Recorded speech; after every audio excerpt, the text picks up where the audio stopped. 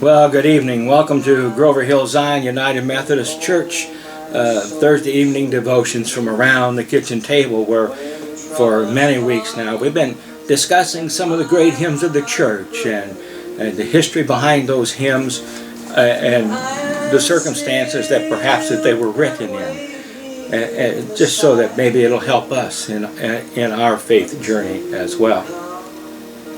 Well, the hymn we're going to discuss this evening is a beautiful hymn called "You Raise Me Up." It's been recorded by hundreds of artists around the world since it was written in 2002. "You Raise Me Up" by Josh Groban was a cover song of the 2002 version by a group, a duet called Secret Garden from Norwegian. Now, what Groban's reason was for covering the song isn't known for sure. It isn't about any particular one thing. So anyway, Groban has never commented on the subject of his rendition of the song, "You Raise Me Up," but speculation suggests that it could be directed in some way towards Groban's faith. Although he barely ever speaks of his religious views, we're told. Groban has mentioned that his family has both a Jewish connection. His father was a Jew, and a Christian connection. His mother was an Episcopalian. Now, whether or not the song is about either of these topics is known only to Groban, because he's never really discussed why he wrote the song or what it means or anything about his religious views. Groban's "You Raise Me Up" was a cover song, I think I mentioned that a moment ago, of a far lesser known original by Rolf Loveland, who was a Norwegian composer. The version by Loveland was performed by the duo, and he formed one half of this group called Secret Garden from Norwegian. Alongside him in this duo was the Irish violinist Fionnuala Sherry.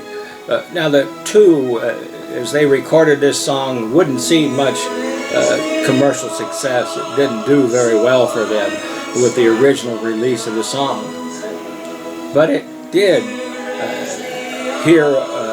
spark off a lot of people who heard the song into endless covers or endless renditions, remixes by various artists from every genre and style of music imaginable. Before it became "You Raise Me Up," the song got to begin its life as an instrumental piece by Loveland, the composer of the music. The original piece was titled, it was just an instrumental, but it was titled "Silent Story." Now, later, to complete the transformation or the cover by Groban, he enlisted the help of an author and songwriter that he admired by the name of Brandon Graham. The original purpose of the song, according to Loveland, the original composer, was for his mother's funeral. Beautiful piece of music, isn't it? Though Loveland has stated that he believes that the powerful feelings conjured up by the song remain up to the interpretation of the listener. Well, that's the way it is with anything, isn't it? I mean, I can hear one version and I think it's the most beautiful piece of work that I've ever heard. You might hear that same version and you think, what is that? So, yeah, it is up to the interpretation of the listener as to the meaning of the song. You Raised Me Up, despite its limited chart success, found itself born again when it was put into the hands of Josh Groban, working together with David Foster.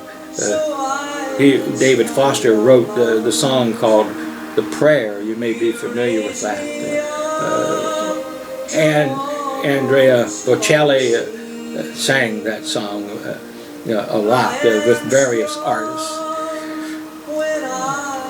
Now, Foster had his eye on Groban as a hot new prospect that had the potential and capability to do this song justice. So Groban got to work on the cover or rewriting the song. When it was finished, the cover immediately outstripped the original in terms of popularity, earning it a top spot on the Billboard Adult Contemporary chart, as well as a respectable position on the Billboard Top 100. Groban's version has proven to be so popular that many people aren't even aware that the song is a rewrite or a cover, having no knowledge of the original version, speaking volumes about how valuable the addition of Groban's unique style was to the song. Now, Groban wouldn't be the only artist to strike it lucky with the increasingly popular song, as a United Kingdom or UK boy band called Westlife released their own take of it, managing not only to crack the top 10 in the United Kingdom charts, but also managing to seize control of the #1 spot. So you can imagine how beautiful this song is and how popular it's been and still is to this very day. The song's been out for some time now, since 2002, and the piece has only become further and further open to interpretation as time has gone on. The tone and feel of the song that each individual artist brings to the table, entirely transforming the potential meaning. Well, that's true. As I said a moment ago, depending on the artist and your interpretation of it, depends on what that song means and how it speaks to your heart and how it speaks to your mind and spirit. Some listeners feel that this song is a love song. Others feel that it's a funeral song, as Loveland wrote it for his mother's funeral. And also, those of us with religious ties personally find a lot of meaning in the song for its uplifting gospel-like quality. Now, as I said earlier, we don't know for sure, but it certainly is possible that the religious theme struck a chord with Groban as he did the cover on this song, due to the fact that both his parents were religious, and also that there was a hefty amount of religious subtext or an outright implication in his lyrics.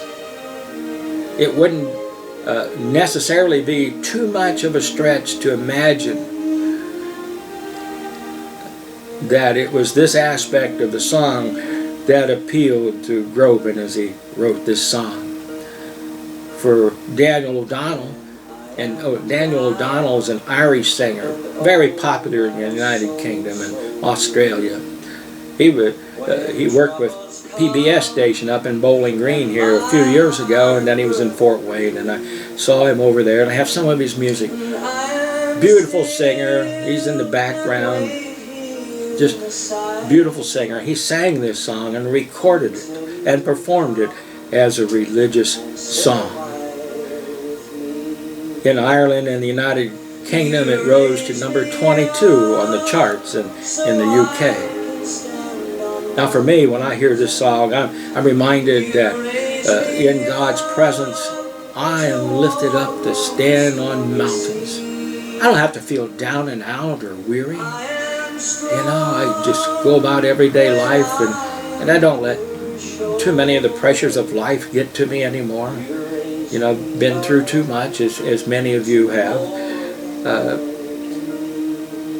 But yet, there are times when without realizing it, just kind of subtly pressures kind of lay on your shoulders, don't they? And they just keep building up, and you don't even realize it.